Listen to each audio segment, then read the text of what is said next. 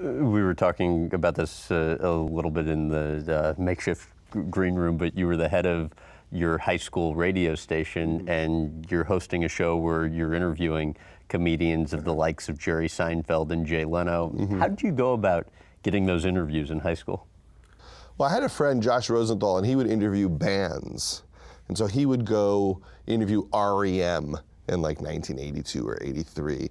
And he now has his own record label. And now he has his own record label. And he said to me, you could interview comedians.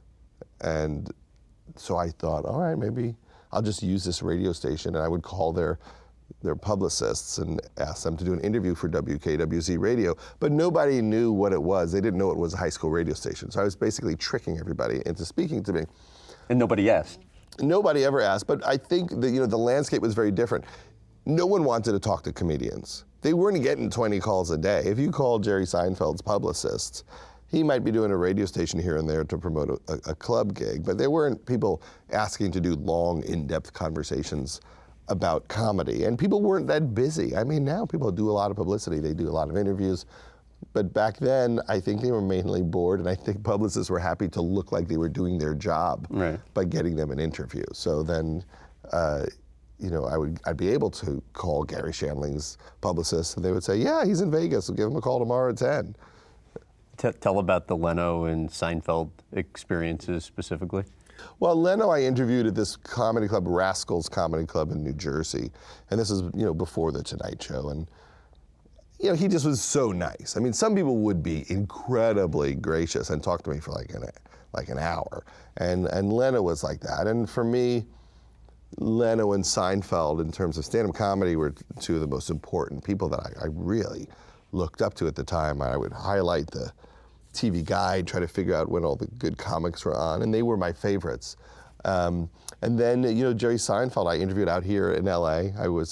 Came out here on vacation, went to this apartment that he was at, and the place was just like completely empty. It was like he moved in 15 minutes before. Yeah. But he was just a comedy machine. He didn't care anything about other aspects at that time, I guess. He was just very focused. And the weird thing was, the night I interviewed him was the night that Gary Shandling hosted The Tonight Show for the first time, because he said to me, I'm going over to the Improv. Our friend hosted The Tonight Show, our friend Gary Shandling, and we're all going to go watch it. What do you think you gained from those sorts of conversations? Well, I gained everything. I mean, to this day, it's like, a big aspect of what I know, I learned from talking to people, because if you'd say to somebody, hey, how do you do it? I mean, if you're just like a kid, like, how do you be a comedian? How do you get on stage? How do you write a joke? How long does it take? It puts you in a headspace. People said, it takes about 7-8 years to figure out your character and to get comfortable on stage and find yourself. Well, that's a big thing to learn when you're really young, because maybe you think it takes 2 months. So it sets your clock. It teaches you patience. People told me it would be really hard.